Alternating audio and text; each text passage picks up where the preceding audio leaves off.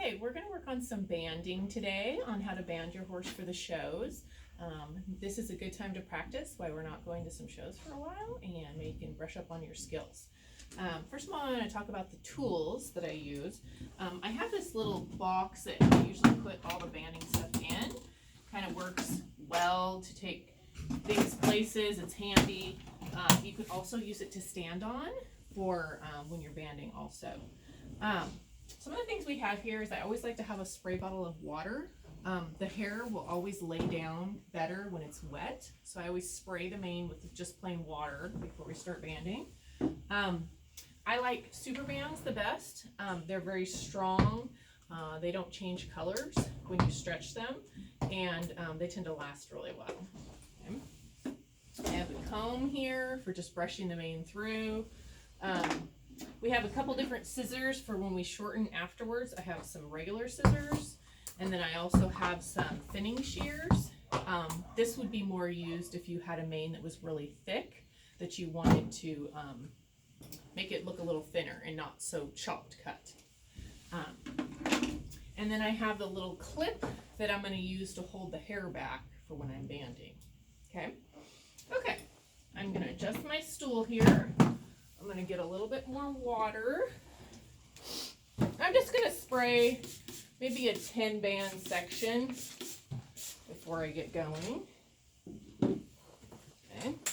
And I already have some bands in my pocket. You can do whatever works well for you. I tend to put the bands around my finger. Some people use their mouth, their teeth, you know, it just kind of depends. So that I'm banding her in the color of her mane. You can also use white.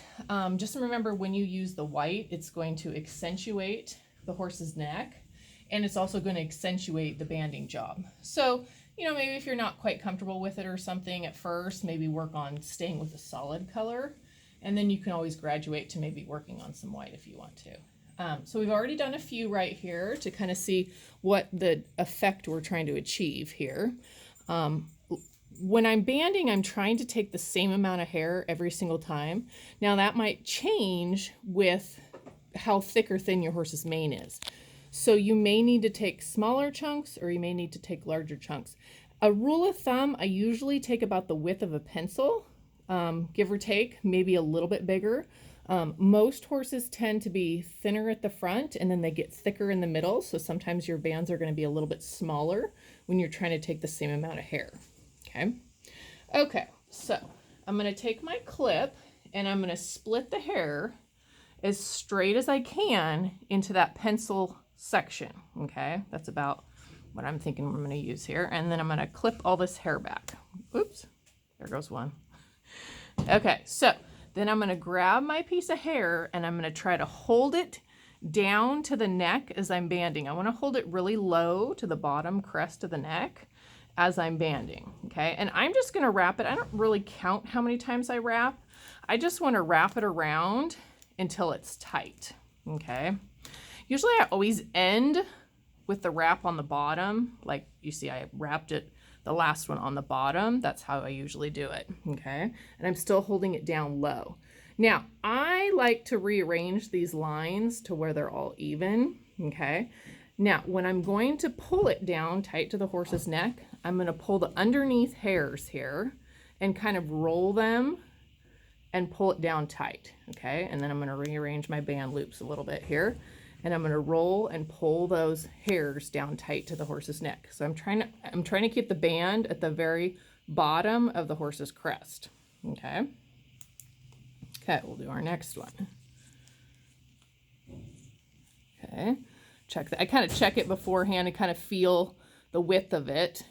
It's pretty straight there. Okay. And then again, I'm going to pull it really straight, pull it down at the base of the neck. My first twist, see how I'm holding it really low here. So I'm banding at the bottom of the crest.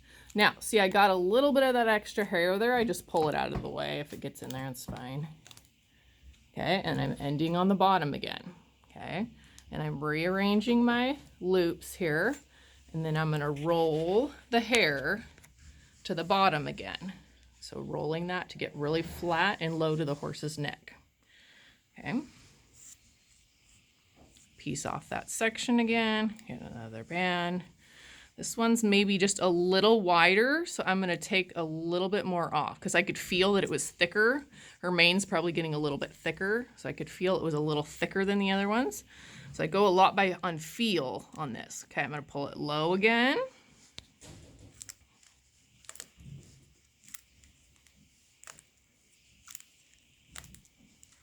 Okay, got some of these other hairs. I'll just pull those out. Rearrange my rubber bands. And then pull it down low again. Sometimes you got to grab that one a little bit to get it to lay flat. There we go.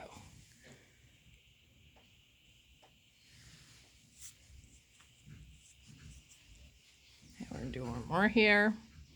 It's a pretty good section. Keeping it really low and tight.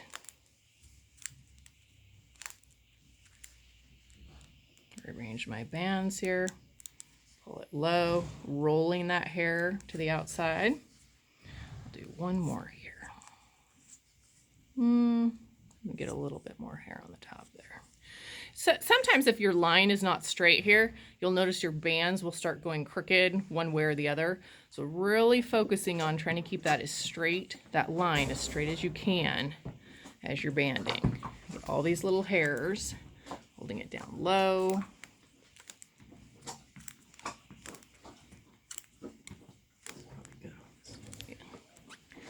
Okay, I'm going to rearrange this one. Okay, and pulling it nice and low. Okay, there we go. Okay, we finished banding the rest of the mane, and I'm just going to kind of give you an overview of the finished product here.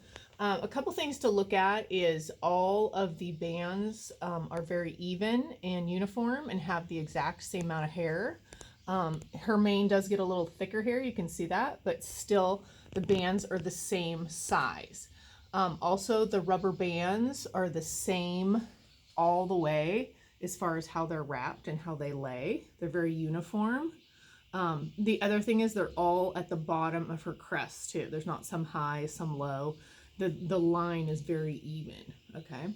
So those are kind of some of the things to look for that's going to make the neck look more polished and even, and not where the horse has a lump in its neck. Okay, so I left the mane long, so we can kind of go over how to trim the mane here now. So I'm going to get my tools. I'm going to get a comb. Any comb will work. I just had this one. And I'm going to use just regular scissors on her mane. I think I showed the thinning shears before. If their manes are really thick, you can use these thinning shears also. But I'm just using regular scissors for her mane. So I like to have the comb at the same time so I can kind of get it all laying down the same direction. And I like to start at the front. Sometimes the mane, like hers, will kind of poof up of her neck right here. So sometimes you're going to have to play with how short or how long to get this here. Now, when I'm cutting this, I don't like to cut straight across to make it look like bangs, because your goal is to make it look like you didn't chop and shorten the mane. So you want it to look really natural. So I tend to keep my scissors more straight up and down and kind of, I call it like chew on the mane rather than cut it straight, okay? And then I'll go back and I will cut the long hairs that are hanging down too much. But I tend to feather it more when I'm cutting it rather than chopping it straight across. You can kind of see that I'm cutting it and then I kind of do little pieces at a time, and then I'll go back and brush it again, and then I'll chop it again.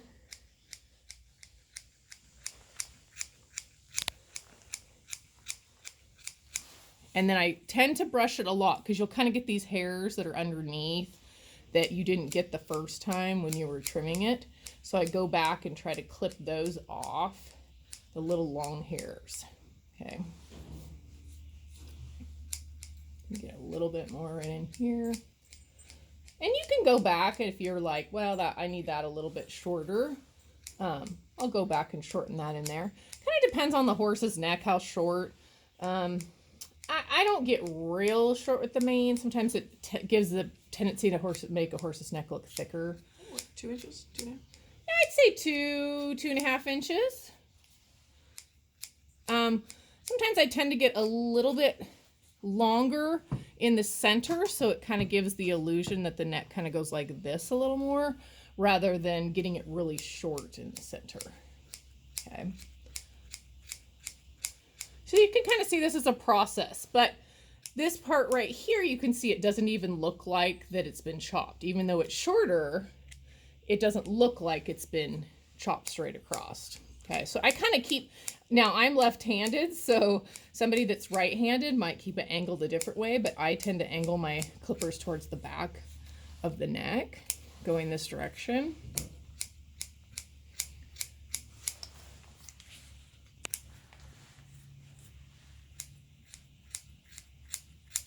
And you can always start a little lower, you know, if you're nervous, you can always start lower, you know, and then you can kind of work your way up too. You know, sometimes if I have a mane that's really long, you know, I might just kind of chop away like this at it for a little bit.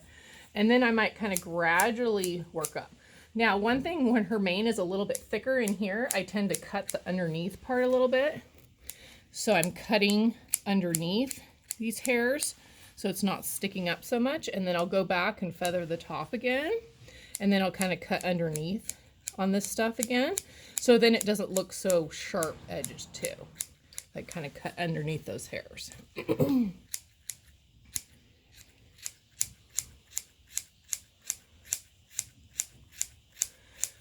It helps to have a good sharp pair of scissors too. If you're having trouble with the scissors being dull, it's not going to cut exactly where you want to too.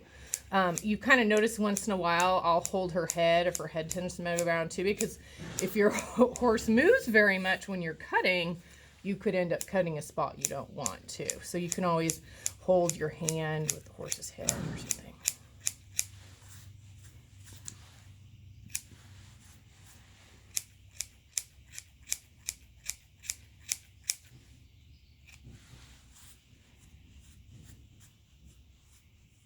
I'm getting those long hairs underneath of there still. They're kind of hiding underneath of there.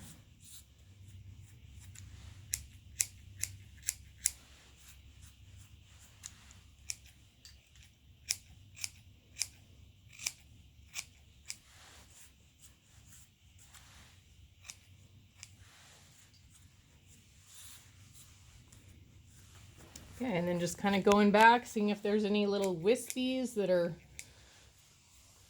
out of place. Hers, you can tell because she's roan, you can kind of see those wild white hairs once in a while. I can shorten that just a little bit.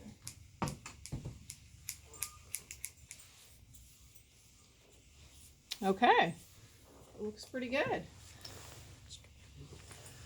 Okay, there's the finished product.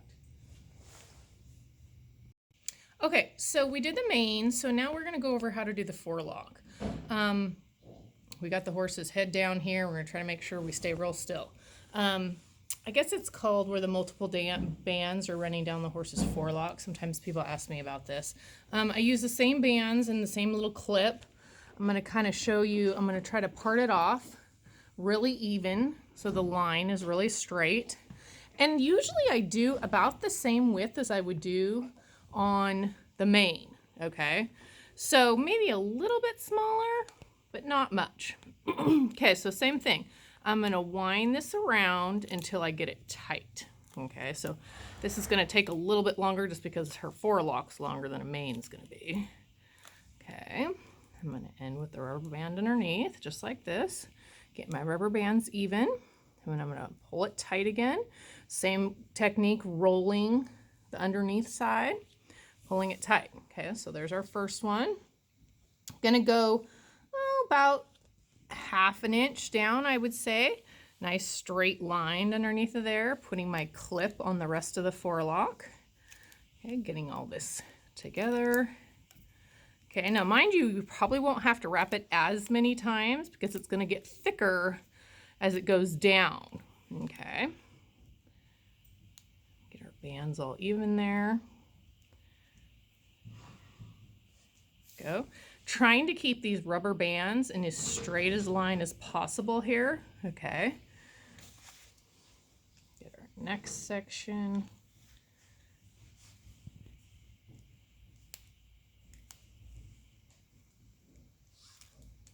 Really straight.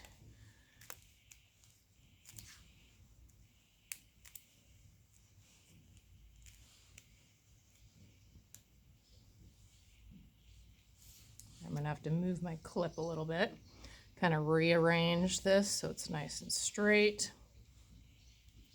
See, and then here I kind of decide if I'm going to do 1 or 2 more. I think I'm going to do 2 more. So we'll go with this last little piece of hair there.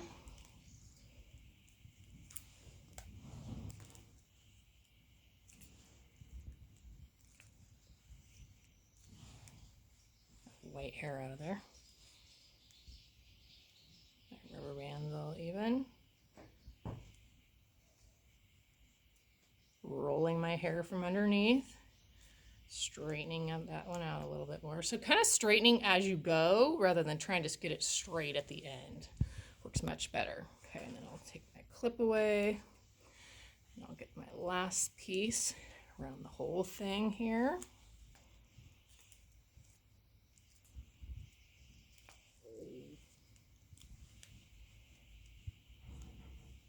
Straighten my rubber band out. Okay, just kind of, some of it I don't want to pull it too tight. You can see if I pull it too tight, see how it bunches there. So I kind of want to keep it where it's not real tight because I want it to lay flat and not pucker. So I'm more pulling it down than I am pulling it really tight. Okay, and there you can see the finished product.